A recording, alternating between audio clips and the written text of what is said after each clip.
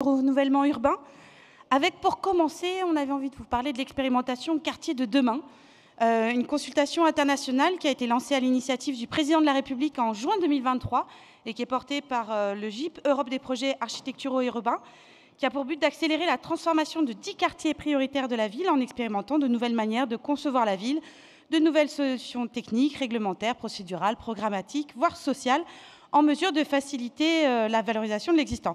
Un véritable laboratoire de prospective et d'expérimentation. Les 10 sites de projets proposés à la consultation sont Caen, Colmar, Corbeil-Essonnes, Coulommiers, Le Mans, Lodève, Manosque, Marseille, Pessac et Sedan. Chacun donc dans des territoires et des contextes territoriaux divers. 3 équipes pluridisciplinaires ont été désignées en mars dernier sur chaque site. C'est important de le souligner, parmi les près de 500 groupements d'architectes, paysagistes et urbanistes qui ont candidaté. Ce sont ainsi 30 projets qui sont en train d'être construits et seront mis en débat au plan local et national avec les habitants et les experts. Et pour témoigner de cette initiative, merci d'accueillir Achille Bourdon, architecte associé fondateur chez Civil Architecture.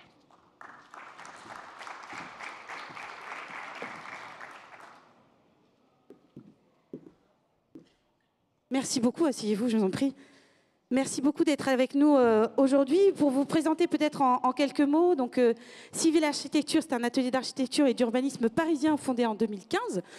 Vous êtes lauréat des albums des jeunes architectes et paysagistes, les AJAP 2018, et labellisé Jeunes entreprises innovantes. Vous opérez au sein de votre atelier une démarche transversale, pluridisciplinaire, et avez mis en place une dynamique de recherche visant la création de connaissances originales et la montée en compétences collectives sur des sujets spécifiques comme la logistique urbaine, l'immobilier dense destiné à la production, etc., etc. Vous avez donc candidaté à Quartier de demain et votre équipe a été retenue avec 2 autres que je vais citer bien évidemment, les cabinets Rome venant de Suisse et d'Adour de Pouce sur le quartier des Sablons au Mans.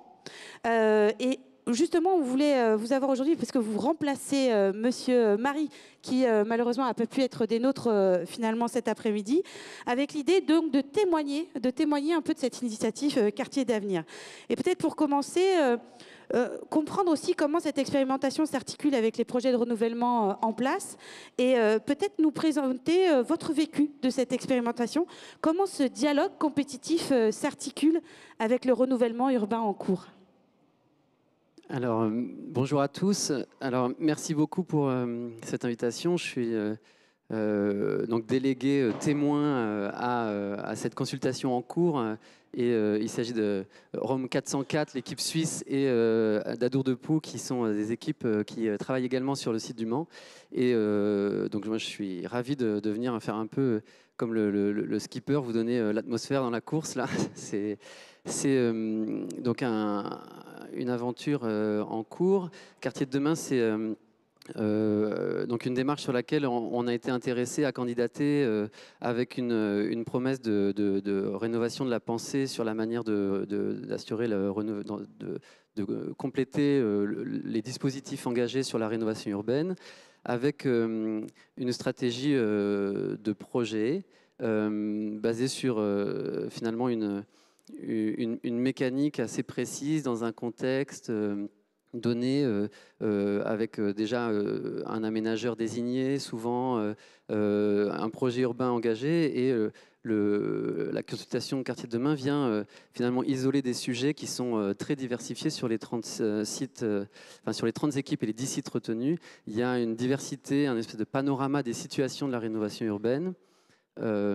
Qui sont présents avec des sites et des sujets très différents. Vous avez à Corbeil-Essonnes, au Tartrais, un sujet sur un équipement culturel, à Manosque, un terrain de sport, à Caen, vous avez une barre de logement à reconfigurer. Et le site du Mans, il a une spécificité qui est intéressante, c'est ce qui nous a engagés à candidater, c'est la question du développement économique, puisqu'il s'agit de travailler sur un immeuble de bureau, l'immeuble Laffitte, et son socle. Et cette question du développement économique, elle est assez singulière dans le panorama des 10 sites. Et en effet, comme vous l'avez un peu introduit tout à l'heure, c'est vraiment un sujet sur lequel nous, on travaille. Donc on est d'une certaine manière honoré et ravi de prendre part à cette réflexion-là.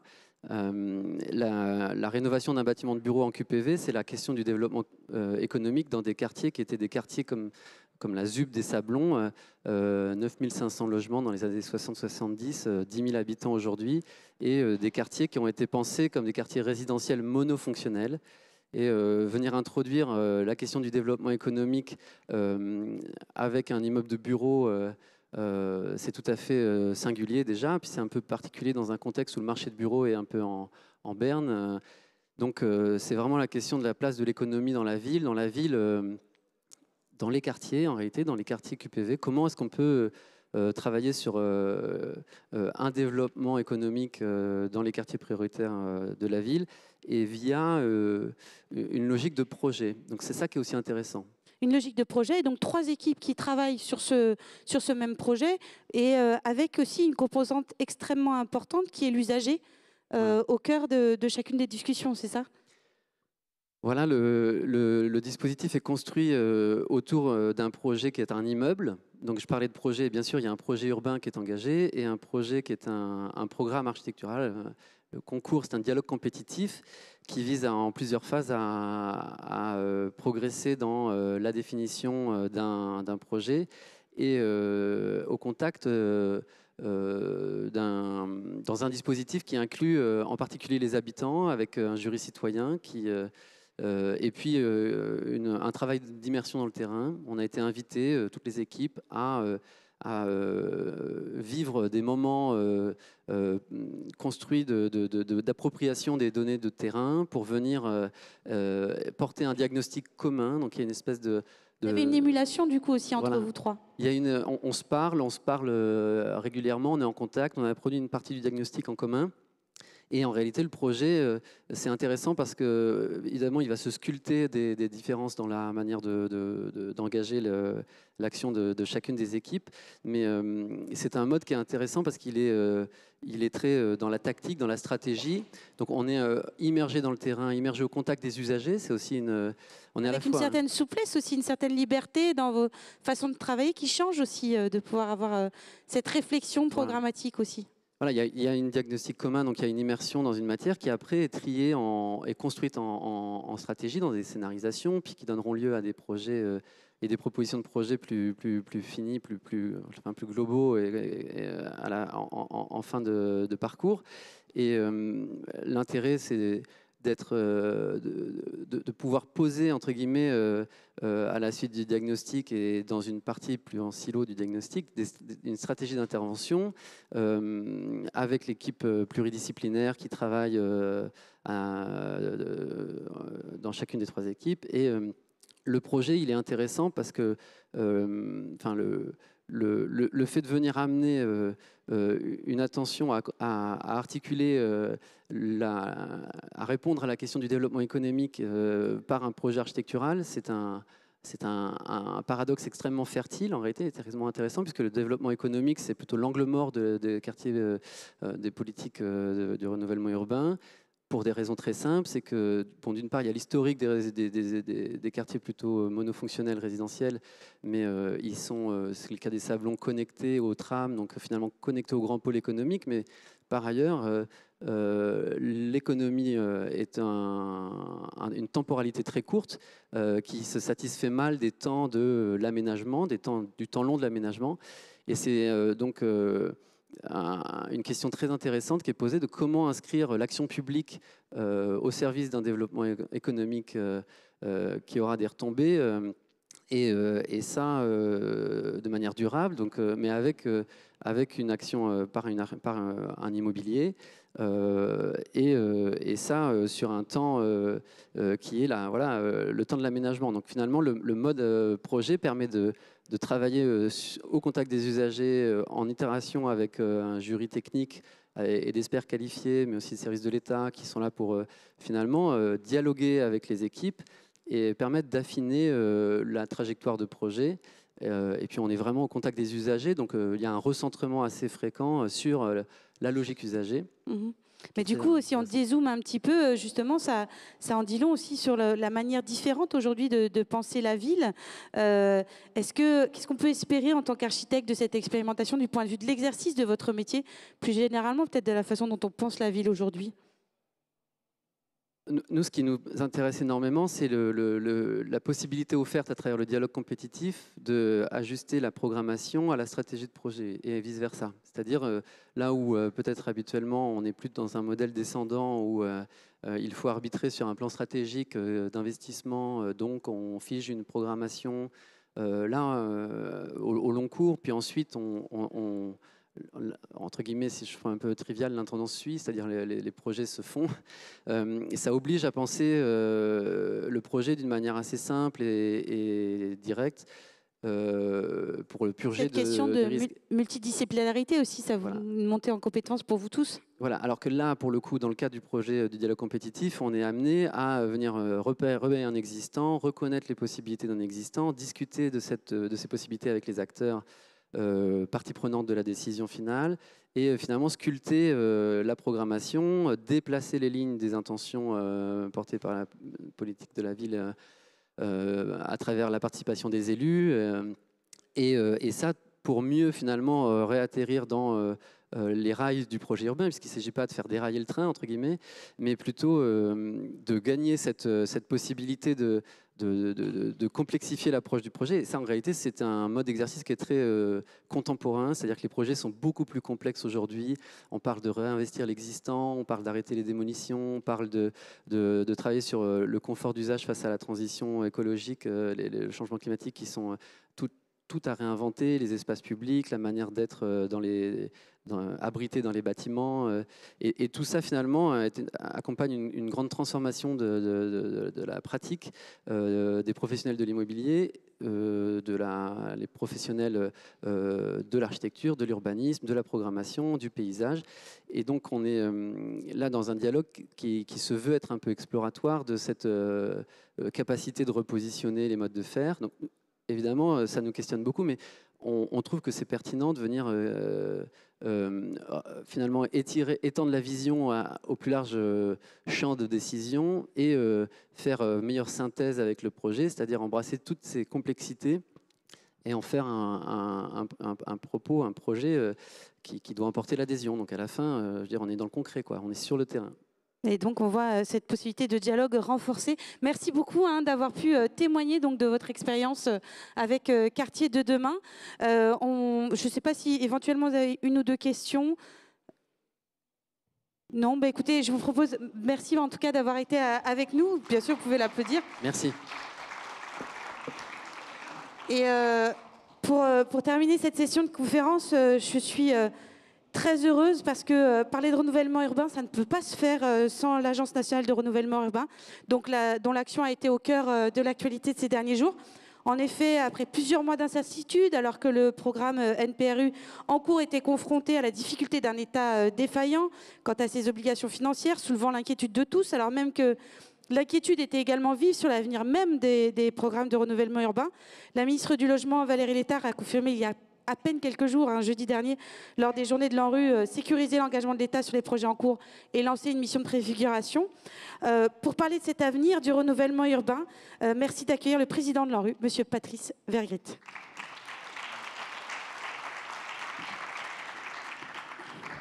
Je vous en prie, installez-vous. Oui. Alors on va s'asseoir tous les deux parce que moi je suis pas très grande et vous êtes un peu plus grand que moi. Merci vraiment d'être à nos côtés aujourd'hui. Vous êtes également maire de Dunkerque, évidemment, il ne faut pas l'oublier. Et après un passage au ministère du Logement, vous avez été également ministre du Logement. Vous avez pris la présidence de l'ANRU il y a quelques mois, fin janvier, avec un objectif qui était de garantir le déploiement de ce NPRU, et ce, dans un contexte particulièrement difficile dans cette année 2025, on le sait. Après ces premiers mois et cette annonce de jeudi, quel est votre état d'esprit aujourd'hui? Soulagement? Oui, bonjour à toutes et à tous.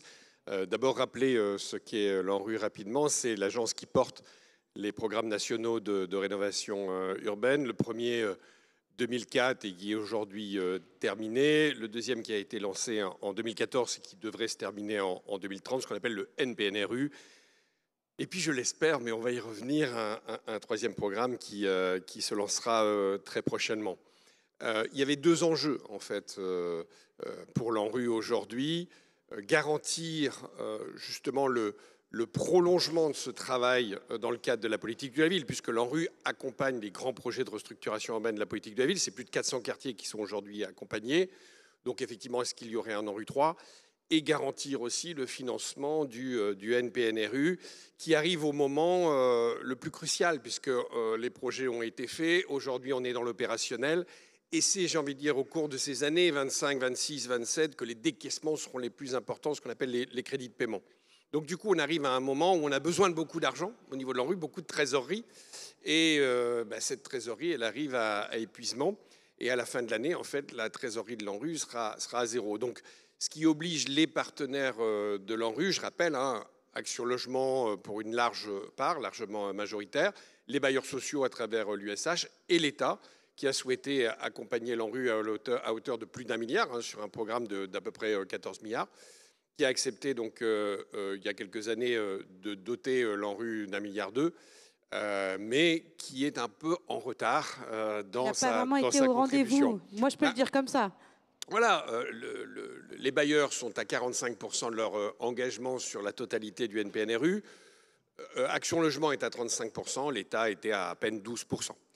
Donc du coup, le premier sujet, donc le financement du NPNRU, les collectivités locales engagent les projets, ils ont obtenu des engagements de l'ANRU en termes de subventions pour accompagner. Donc l'ANRU doit de l'argent à ces collectivités puisque tout a été contractualisé.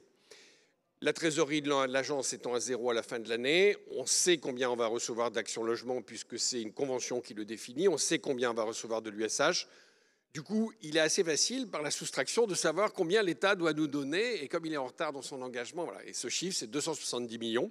C'est ce qu'on attend en 2026 pour pouvoir payer ce qu'on doit finalement aux collectivités locales dans le cadre du NPNRU. La ministre a annoncé aux Journées nationales de l'ANRU... C'est que c'est un sujet qui lui tenait très à cœur en plus. Oui, très à cœur et elle se bat beaucoup et elle se bat beaucoup avec Bercy en particulier, évidemment, comme toujours. Elle a annoncé qu'elle avait déjà acté 116 millions d'euros. Donc sur les 270 qu'elle a annoncé, ce n'est pas son dernier mot, je la connais, ce n'est pas son dernier mot, mais en tout cas, elle a déjà fait une première étape.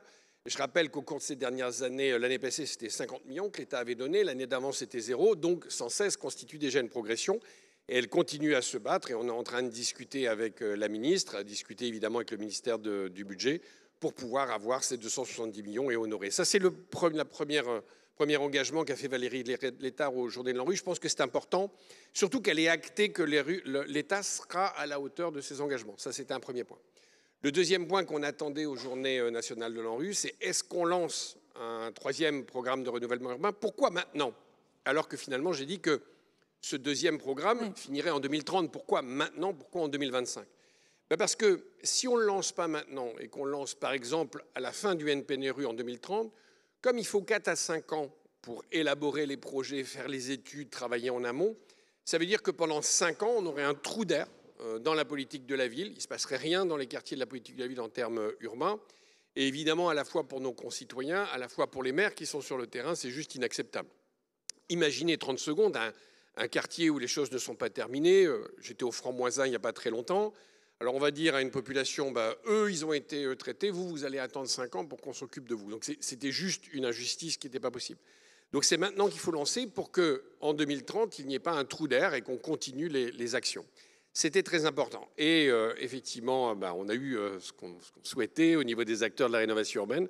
La ministre a annoncé donc, le lancement d'une mission de préfiguration qui devra donc définir les périmètres, les quartiers de ce nouveau programme, le pacte, j'ai envie de dire, financier qui doit permettre de faire et les évolutions organisationnelles qu'on doit pouvoir avoir. Donc c'était de très belles annonces. On est largement satisfait par cette évolution-là dans le contexte qui est quand même pas facile. Et soulagé, j'imagine, bien évidemment. Soulagé d'abord, évidemment, l'ANRU, parce que je rappelle toujours, l'ANRU est mortel. Et s'il n'y avait pas eu d'annonce sur l'ANRU 3, l'agence elle-même pouvait fermer boutique.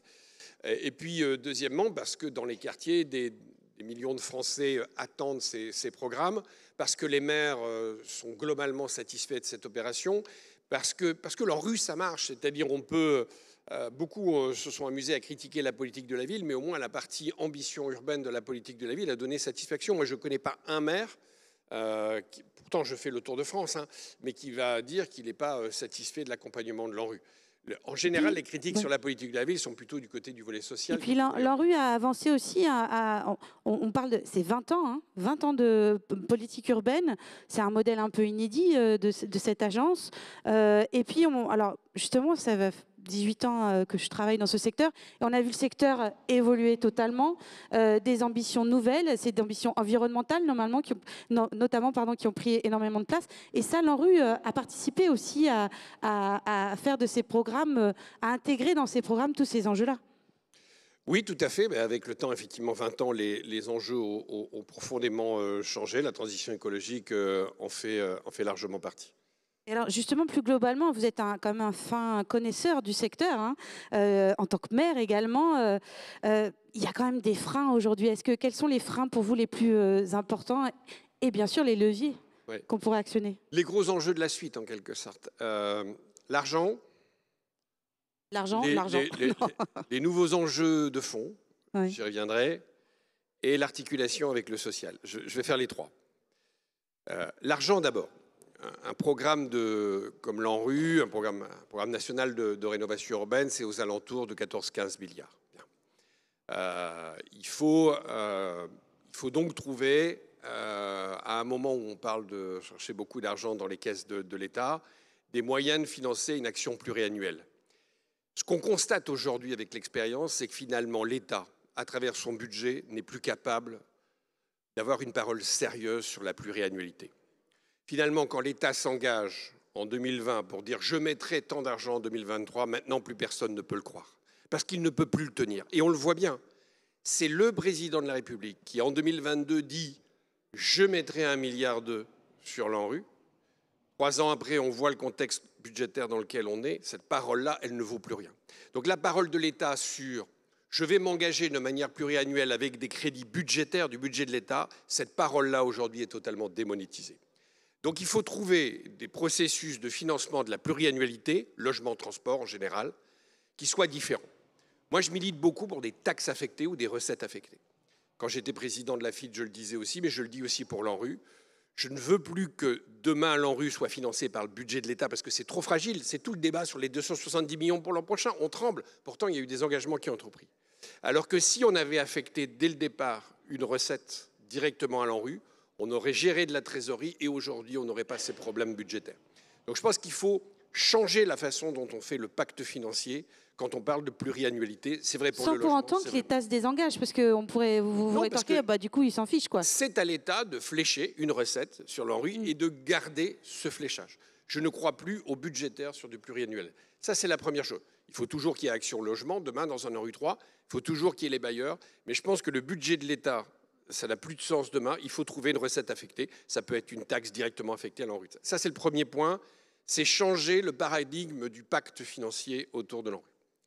Le deuxième point, c'est les nouveaux enjeux qui émergent de plus en plus. Vous en avez dit un, la transition écologique. Pourquoi ? Parce que ce sont bien ces quartiers de la politique de la ville, en particulier leurs habitants, qui sont les plus frappés par des enjeux climatiques. Aujourd'hui, les passoires énergétiques, ils sont d'abord dans les quartiers de la politique de la ville. Ce sont les habitants les plus fragiles qui, aujourd'hui, sont les plus victimes, alors que ce ne sont pas ceux qui contribuent le plus au changement climatique, paradoxalement, mais c'est eux qui en sont les plus victimes. Donc l'enjeu de la transition, l'adaptation notamment au changement climatique, va être un enjeu central dans un ANRU 3 potentiel. Deuxième enjeu, le vieillissement. Vieillissement de la population dans des quartiers, dans des logements qui n'ont pas été du tout adaptés à ces enjeux-là. Aujourd'hui, on voit bien que ça transforme assez radicalement les projets. Et j'en rajoute un quand même, c'est les enjeux de santé mentale qu'on voit émerger très fortement aujourd'hui dans les quartiers, avec une acuité très forte. Et ça monte très très fort. Et je pense que c'est un sujet qui va monter dans les années qui viennent de manière très forte. Ça, c'est les nouveaux enjeux qu'on voit apparaître dans la politique de la ville et qui vont avoir des conséquences urbaines dans l'organisation de l'espace et des bâtiments. Et enfin, le dernier point, l'articulation avec le social. Je pense que c'est ce qu'on a raté dans la politique de la ville. Je vous refais l'histoire. 97-2002, vous avez le gouvernement de Lionel Jospin, il lance les grands projets de ville.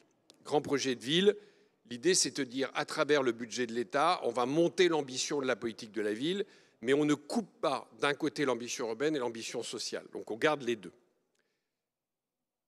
Jean-Louis Borloo arrive, il a une intuition géniale, c'est de piquer l'argent à Action Logement pour monter l'ambition urbaine.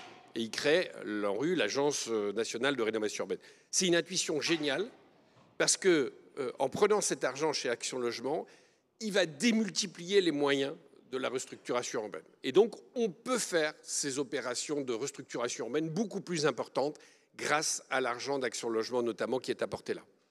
Revers de la médaille, ça casse en deux la politique de la ville. Vous avez d'un côté le volet social qui est renvoyé au contrat de ville. Tout l'enjeu éducatif, sécurité, emploi, insertion est renvoyé dans un contrat de ville avec des moyens beaucoup plus faibles et une ambition urbaine qui travaille et qui est de plus en plus autonome avec le temps. Et donc, du coup, à la fin, on dit l'ANRU, ça marche. Effectivement, l'ambition urbaine a profondément transformé ces quartiers. Je suis allé à la Grande Borne à Grigny, la partie qui a été faite dans le programme de l'ANRU, mais c'est méconnaissable. Et on commence à avoir une diversification du peuplement et autres. Sauf qu'on a un peu abandonné le volet social depuis. Et je pense que si on veut réussir l'ANRU 3, il faut que la dynamique urbaine, elle soit au service d'une transformation sociale dans ces quartiers. Et je vais donner quelques exemples. Qu'est-ce qui s'est passé depuis 30 ans dans ces quartiers? D'abord, une diminution très forte du nombre d'adultes. Augmentation substantielle des familles monoparentales, généralement d'ailleurs des femmes. À chaque fois, vous divisez, famille monoparentale, vous divisez le nombre d'adultes par 2 à chaque fois. La fin des concierges. Les bailleurs sociaux qui ne mettent plus de concierges. La fin des éducateurs de rue. Vous en avez de moins en moins. Des animateurs socio-culs des villes qui sont de moins en moins présents dans ces quartiers. Bref, dans ces quartiers, de moins en moins d'adultes. La preuve, on a été obligé, dans le cadre des contrats de ville, de mettre des adultes relais pour remplacer ces adultes qui avaient disparu. Et donc, du coup, s'il y a moins d'adultes, des adolescents qui, quelque part, ont pris le pouvoir dans ces quartiers. Il faut pouvoir rééquilibrer ça. Autre exemple, quand j'étais ministre du Logement, j'avais réussi à obtenir en comité interministériel des villes une mesure toute bête. C'est qu'à partir du moment où on était un quartier de la politique de la ville, dans les politiques de peuplement, dans les attributions de logements sociaux, on ne pouvait pas mettre les ménages éligibles au DALO, le droit au logement opposable, les plus pauvres. C'est-à-dire qu'on ne concentre pas la pauvreté là où est déjà la misère. Donc arriver à rééquilibrer un petit peu pour être plus clair. Ouais. Et c'était possible. Et cette mesure n'a pas été foncièrement appliquée. On a continué, moi chez moi par exemple à Dunkerque, dans des quartiers de la politique de la ville qui sont des projets en rue, l'État a attribué des logements sociaux dans ces quartiers à des gens qui étaient des DALO les plus pauvres de Roubaix. Voilà. Vous ne réglez pas un quartier si vous faites cette transformation urbaine, mais que derrière, les attributions de logements sociaux continuent à avoir une spécialisation dans la pauvreté. En même temps, c'est eux qui en ont le plus besoin au départ. Donc c'est vrai qu'il faut arriver à équilibrer les choses. Il y a des logements sociaux ailleurs que dans les QPV. Ça permet d'accueillir les DALO les plus pauvres. On a fait l'analyse, c'est possible. Donc il n'y a aucune raison de pouvoir concentrer la misère là où elle est déjà. Et vous voyez ce travail-là, et on le dit pareil, je pourrais donner un autre exemple, c'est la lutte contre le décrochage scolaire. Par exemple, on fait des belles écoles, mais si derrière on ne met pas les moyens pour lutter contre le décrochage scolaire, ça sert à quoi de faire des belles écoles? En clair, comment la dynamique urbaine qui est insufflée par les projets en rue va générer une transformation sociale?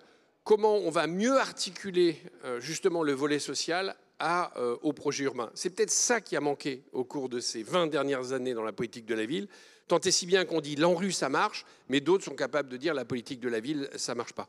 Donc je pense qu'il faut encore améliorer cette dimension-là, et ce sera le 3e grand enjeu à mon avis d'un ANRU 3. Donc les leviers existent, il n'y a plus qu'à finalement et à se lancer, et aussi être au plus près du terrain. Vous le disiez, finalement ce dialogue entre l'ensemble des personnes de l'écosystème, c'est ça aussi la force que le secteur peut apporter pour réussir ces projets-là, en fait. C'est ça qui a changé aussi, c'est que finalement, on doit travailler encore plus tous ensemble.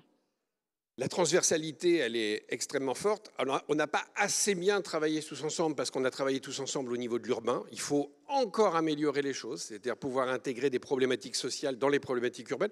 Moi, ce que j'ai constaté au cours de cette dernière décennie, j'ai envie de dire, c'est quand même une spécialisation d'un côté les urbains. Mais je le vois dans ma collectivité publique. D'un côté les urbains qui parlent entre eux, etc. Et de l'autre côté les politiques sociales. Il faut encore monter d'un cran dans ce travail en commun. Non seulement, effectivement, on travaille mieux ensemble dans l'urbain, mais maintenant, il va falloir élargir encore plus et être en capacité d'intégrer aussi la dimension sociale, la retrouver, parce que c'était au fond l'essence de la politique de la ville, qu'on a un peu abandonné ou un peu oublié, mais il va falloir encore augmenter la transversalité. Bah oui, puisque finalement, créer du logement, créer les commerces autour, créer une ville, c'est créer la société, finalement, dans laquelle on a envie de vivre. Et la façon dont il y a un maire, ce matin, le maire d'Avignon, qui m'avait parlé aussi, c'est faire République. Je trouvais que c'était un joli mot. J'imagine que vous partagez également cette vision. Faire République, c'est une très belle chose, qui se pense d'ailleurs à une échelle plus large que le quartier, parce que ça suppose de réfléchir aussi quelle place on accorde au quartier à l'échelle de l'agglomération, à l'échelle d'une métropole. Parce que faire République, ça ne peut pas être un maire tout seul. Lui, il peut faire société dans son quartier ou dans sa commune, mais faire République à l'échelle d'une agglomération, ça veut dire aussi que d'autres maires se sentent une responsabilité. Je ne fais pas allusion à la loi SRU, juste un peu, mais quand même. Donc, à un moment donné, faire République, c'est aussi accepter que chacun porte sa responsabilité en matière d'accueil des populations les plus fragiles. Écoutez, merci beaucoup, merci pour votre éclairage. Je ne sais pas si vous aviez un dernier message à donner à l'ensemble de la filière. On a une question. Je vais prendre votre question, madame.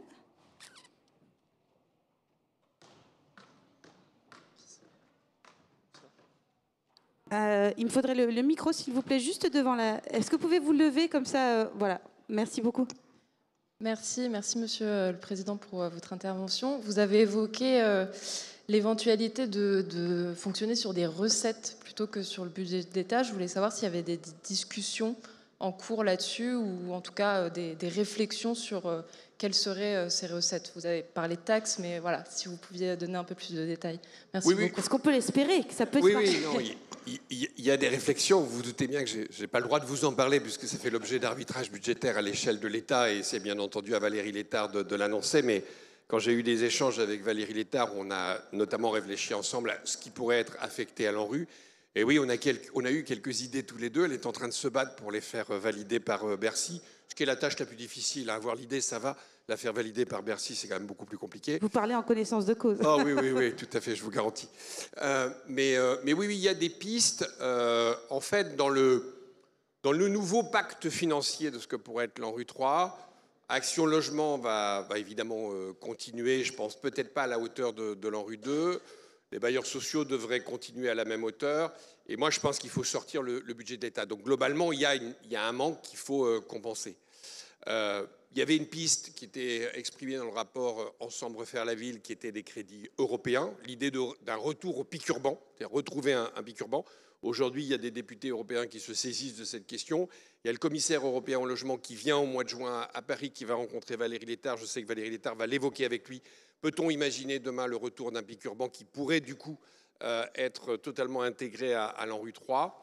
Et enfin, une recette affectée. Oui, il y a quelques idées d'affectation d'une taxe ou d'une partie de taxe directement à l'ANRU, ce qui éviterait d'avoir un apport du budget de l'État et donc de tomber dans le principe de l'annualité budgétaire, de revenir au Parlement chaque année pour redemander de l'argent et donc reprovoquer un débat et l'incertitude. En fait, c'est une réflexion de fond qu'on doit avoir sur l'État. Quand on fait du logement ou du transport, on ne peut pas prendre un engagement sur un an. On ne refait pas un quartier en un an. Or, le principe constitutionnel de l'annualité budgétaire ne permet pas de prendre des engagements au-delà d'un an. Donc il faut inventer d'autres façons d'accompagner le transport et le logement. Et je pense que l'idée d'une recette affectée à une agence, c'est sans doute le meilleur moyen de sécuriser du financement du temps long. Il faut que dans ce pays, on retrouve du temps long. C'est une vraie difficulté. On est prisonnier du temps court. Et il faut sortir de ça. On ne peut pas transformer durablement une ville, on ne peut pas transformer durablement des infrastructures de transport d'un pays sans du temps long. Merci beaucoup. Éventuellement, une dernière question. Ah, j'ai plein de questions là. Il y a quelqu'un qui a déjà un micro là-haut. Oui, après, je vous passe la parole.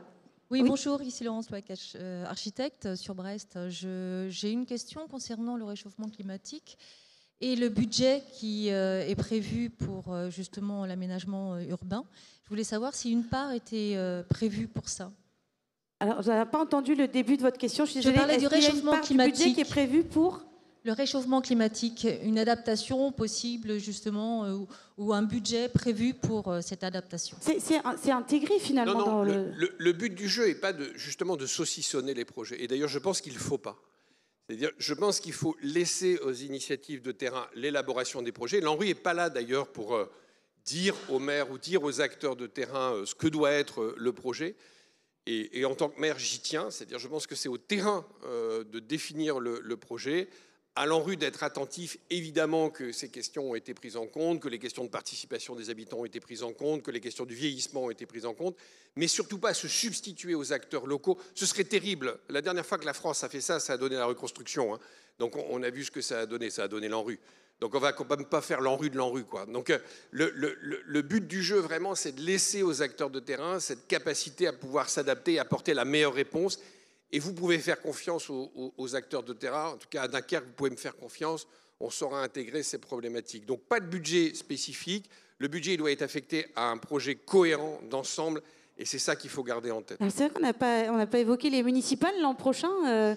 Et du coup, c'est aussi des interlocuteurs qui peuvent potentiellement changer. Donc, si on est sur des temps longs comme ça, il faut justement les capacités de l'ANRU pour continuer les projets. Mais justement, l'avantage, c'est qu'avec l'ANRU 3, si le calendrier tombe bien, si la mission de préfiguration aboutit à une loi, parce que la mission de préfiguration doit théoriquement aboutir à une loi en 2026, ça donnera aux nouvelles équipes le temps d'élaborer les projets, et donc il y aurait un mandat pour élaborer les projets et commencer à les mettre en œuvre. Donc le temps démocratique serait assez bon, parce que là, on serait vraiment à l'intérieur d'un mandat pour l'élaboration du projet. Je trouve que ça tombe particulièrement bien cette fois-ci. On croise les doigts alors. Oui. Il y avait encore une question, oui? Oui, François Paquin, architecte. Je comprends bien la difficulté de planifier budgétairement avec les contraintes de la nuitée. Mais enfin, rassurez-nous, il y a bien quand même quelque part quelqu'un dans ce gouvernement, ou à Bercy j'espère, qui chiffre le coût de l'inaction, qui chiffre ce que ça coûtera si on ne se donne pas les moyens de bouger intelligemment et de faire bien du premier coup. J'en suis pas sûr. Non, mais pour répondre très sérieusement, vous le voyez bien, je veux dire... Moi, j'ai été ministre 6 mois dans un gouvernement, puis 6 mois dans un autre gouvernement. Vous avez vu quand même le turnover, quoi. Donc, je pense que même s'il y a quelqu'un qui chiffre de l'inaction, il doit changer tous les 6 mois. Et donc, je me demande s'il a le temps de faire son calcul. Hein. Non, je pense malheureusement que l'entrée n'est pas là. C'est-à-dire le principe du budget de l'État, c'est un principe de très court terme. C'est un principe de passer là à la fin de l'année. Bon, on ne va pas se faire d'illusions, on ne va pas se mentir. Et c'est pour ça qu'il faut inventer d'autres mécanismes financiers. Parce que si on reste dépendant de ça, on va rester dépendant du court terme, on ne fera jamais rien qui dure dans ce pays. Et c'est pareil pour le transport. Hein. Si demain vous voulez développer des services de transport du quotidien qui soient solides, ça ne se fait pas sur un an, hein, ça se fera sur plusieurs années. Si vous voulez rénover le système ferroviaire français qui a pris du retard en matière d'entretien, vous ne le ferez pas sur un an. Et donc il faut qu'à côté de ce budget de l'État, on ait des mécanismes qui garantissent le long terme. Et je trouve que les systèmes des agences qui sont beaucoup décriés aujourd'hui à tort, parce que je pense qu'un système d'agence avec une recette affectée et qui doit gérer justement le long terme, c'est une vraie garantie justement pour vous, architectes, de penser au-delà du 31 décembre, de pouvoir penser dans le temps long. L'ANRU est l'une des rares agences qui dit aux élus on peut réfléchir ensemble à 15 ans. Hein. Il n'y a pas beaucoup d'agences qui signent et qui donnent des crédits sur 15 ans. Moi, j'en connais pas. Hein. Je ne connais pas personne. Parce que l'État, quand je rencontre le préfet ou quoi que ce soit, il me donne éventuellement du crédit pour la fin de l'année. Hein. L'ANRU est l'une des rares agences qui dit aux élus je vais vous accompagner, je prends des engagements sur 15 ans. Et elle porte en fait l'action de l'État sur le temps long, sur des sujets d'intérêt général. Exactement. Et donc, je pense que ce modèle-là est intéressant. Il ne faut surtout pas l'abandonner. Et c'est pour ça, quand j'étais d'ailleurs président de l'AFIT sur les transports, je militais pour la même chose. Si on veut justement redonner un peu d'intelligence à ce pays et justement calculer le coût de l'inaction, etc., il faut réinventer des processus financiers. On a un principe constitutionnel d'annualité budgétaire pour le budget de l'État, dont acte, mais il faut qu'à côté, il y ait des choses pour penser le temps long. C'est pour ça que j'insiste beaucoup là-dessus, parce que si on n'a pas ça, on ne fera pas la ville et on n'abordera pas la question de la transition face au changement climatique. Je prends une dernière question.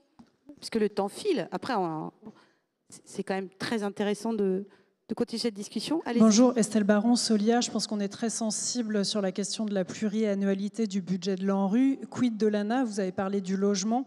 Donc comment penser aussi la pluriannualité de la programmation de l'ANA et du logement privé dans les projets de rénovation? Alors, je ne suis pas président de l'ANA. Vous interrogerez... Mais est-ce que c'est une réflexion qui peut être portée en commun? Oui, mais vous interrogerez mon collègue de Chambéry, que j'apprécie beaucoup, Thierry Repentin. Mais le modèle que je viens de vous indiquer, si on prend un peu de recul. Pour moi, il doit valoir aussi pour l'ANA demain, bien entendu. C'est-à-dire qu'il faut qu'on arrive à trouver des recettes affectées, sortir de ce débat budgétaire malsain au fond, parce que chaque année, on doit reconduire, reconvaincre, et puis les conjonctures vont varier d'une année à l'autre. Pour moi, on ne fait pas de la ville sur un an. Et je trouve même que c'est même extrêmement dangereux de dire, tiens, on va engager un programme, mais regardez ma prime rénov'. Au moment où on est en train de... J'imagine que c'est ça que vous aviez en tête. Au moment où on est en train de voir les Français plus sensibles à cette question de la rénovation énergétique des logements, Dieu sait qu'on s'est battu pour qu'ils soient plus sensibles. Au moment où ils sont plus sensibles, du coup, les budgets augmentent, clac, on coupe. Et donc, c'est vrai qu'il y a un problème. Donc, si l'ANA avait une forme d'autonomie dans sa gestion financière, ça permettrait de régler ce type de problème. Donc, l'ANA devrait être, oui, sur le même modèle, bien entendu, oui. Merci beaucoup. Merci, Monsieur le Ministre, d'avoir été avec nous aujourd'hui. C'est ainsi que nous allons, avec vous, conclure nos sessions de conférence. Mais avant de conclure totalement,